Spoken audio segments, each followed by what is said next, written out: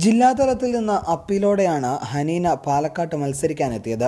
ഒടുവിൽ ഒപ്പം മത്സരിച്ച 16 പേരെയും പിന്തള്ളി ഈ കൊച്ചുമിടുക്കി ഒന്നാമതെത്തി. മണിമക്ക ഖുറൈസി കവാഫിൽ എന്നു തുടങ്ങുന്ന മാപ്പിളപ്പാട്ടാണ് ഹനീന പാടിയത്.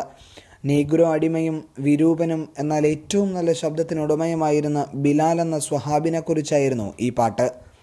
മാപ്പിളപ്പാട്ട് വേദിയിൽ ആവർത്തനം നിറഞ്ഞു നിന്നപ്പോൾ ഹനീനയുടെ ഈ പാട്ട് വ്യത്യസ്തമായി. മണിമക്ക ഖുറൈശി കവാഫിരിൽ മുഖ്യനുമയ്യത്തുക്കുരമൊത്തോൻ മല്ലന്നതിക്കെല്ലനിവൻ കൊടു ചെല്ലൻ കുതിത്തിടവേ പൊയ്യൻ പകമുറ്റും കൽബുമയെരിയുന്ന വദനം മകമതി മുളുത്തേറ്റും ഹിസിയുറ്റ വശനം ഇകളുത്ത് ഇസ്ലാമെ എതിർത്തിട കഠിനം കടുകഠിനത്തരമായി വേലകൾ കൊട്ടുകുരമേത്തരമായി തൊല്ലകൾ കാട്ടിയ ചരിതവും പരതിയെടുത്ത് കവിതയിൽ കവി ചിക്കവെ കോർത്തെ കൽബ് കിടുത്തിടവേ മരുഭൂവാകെ തരിത്തിടവേ കൽബ് കിടുത്തിടവേ മരുഭൂവാകെ തരിത്തിടവേ.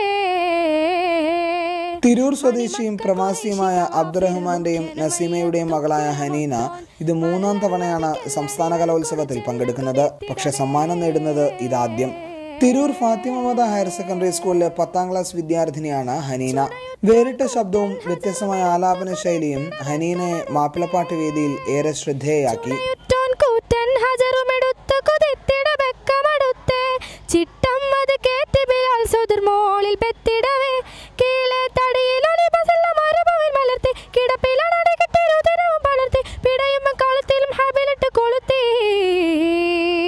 ജില്ലാതലത്തിൽ നിന്ന് അപ്പീലുമായി എത്തി 16 പേരോട് മത്സരിച്ചാണ് ഈ കൊച്ചുമിടുക്കി മാപ്പിളപ്പാട്ടിൽ തിളങ്ങുന്ന വിജയം സ്വന്തമാക്കിയത്.